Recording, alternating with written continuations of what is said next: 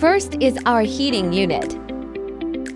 Next is the control panel, emergency stop, power on/off. Press start to activate the equipment. Condensation section details multi-layer warning lights at the top.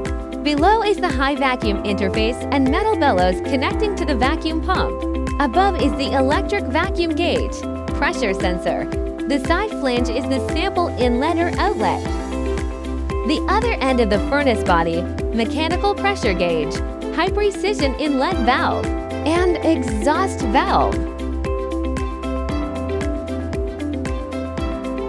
1. Open the vacuum flange door in the condensation area and place the required sample into the chamber. 2. After placing the sample, close the vacuum flange door and tighten it securely.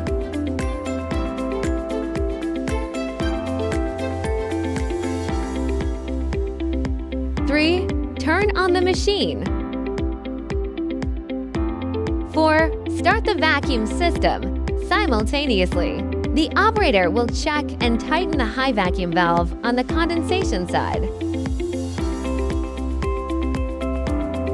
The pressure gauge pointer will begin to move, indicating the change in negative pressure within the chamber.